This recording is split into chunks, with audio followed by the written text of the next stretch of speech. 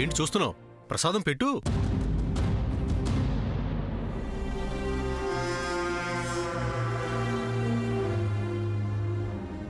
ఓ అబ్బో, లడ్డు, వడ, పులిహోర ఇవన్నీ నువ్వే చేసావా?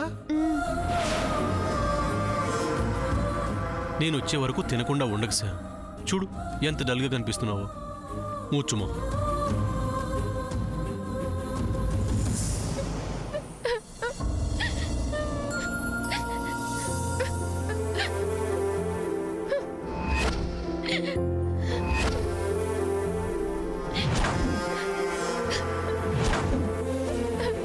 శామ్, ఏమైంది?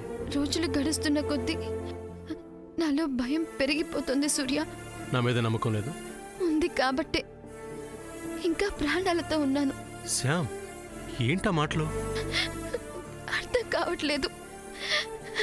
ఏం జరుగుతుందో తెలియడం లేదు. నాకంత కన్ఫ్యూజన్గా ఉంది సూర్య. నువ్వు ఎక్కువగా ఆలోచిస్తున్నావు. నమ్మకం ఉంచు. నమ్మకాన్ని మించిన బలం మరొకటి ఉండదు. నీకు ఈ ఆలోచనలన్నీ తినకుండా ఉండటం వల్లే వస్తున్నాయి. తినకుండా ఉపవాసం ఉండటానికి ఎలాంటి రూల్స్ ఉన్నాయో, ఉపవాసం అయ్యాక తినటానికి కూడా అలాంటి రూల్సే ఉన్నాయి. పూర్తి ఉపవాసం చేయకూడదంటారు తెలుసా? అలా చేస్తే ఫలితం ఉండదంట. అవునా? అవును.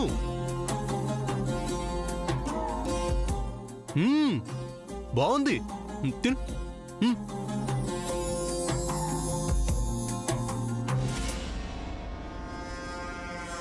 జాతకాలు కలిశాయి. గ్రాండ్ మా కూడా ఒప్పుకుంది. ఇక పండుగ రోజు లగ్నపత్రిక రాయించి మరో పండగల సూర్య నేను పెళ్లి చేసుకుంటా.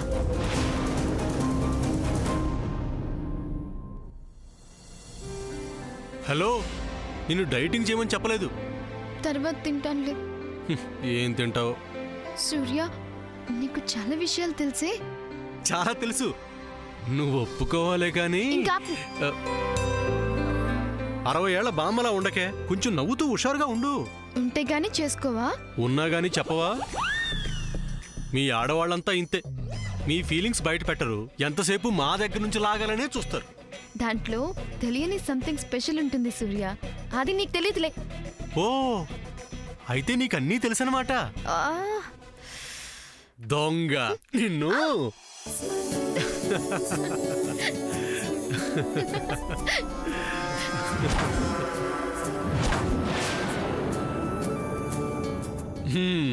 ఇప్పుడు నా శామ్ లాగా ఉన్నావు. నువ్వెప్పుడు ఇలాగే నవ్వుతూ ఉండాలి. అమ్మా, అలాంటి వాళ్ళది నిజమైన ప్రేమ కాదు, అది వ్యామోహం. ఎగ్జాక్ట్లీ చిన్నత్త. నిజంగా ప్రేమించుకున్న వాళ్ళు అలా చేయరు. ఎంత మనసు విరిగిపోతే కన్న కూతుర్ని పట్టుకొని మా దృష్టిలో చచ్చిపోయా ఉంటుందా తల్లి? అది సరే అమ్మా. తన కూతురుతో తన మాట అనేటప్పుడు ఆమె మాటల్లో వ్యథ, కళ్ళల్లో బాధ గమనించావమ్మా? పెద్దబాబుకు బర్త్డే విషెస్ చెప్పు కూడా వెళ్ళాం కదా. ఊరికే ఎలా కాలిపోతుంది? మంట పెడితేనో పడితేనో తగలబడుతుంది.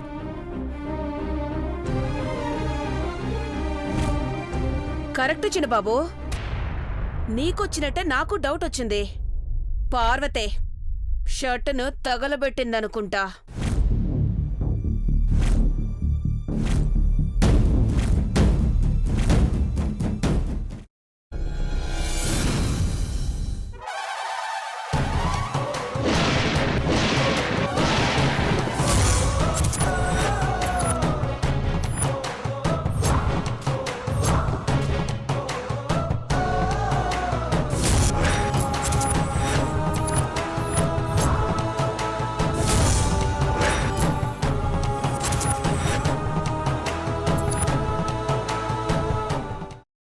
కున్న తర్వాత పొట్టు తీసేసి చాప్ చేసి పక్కన పెట్టుకోవాలి.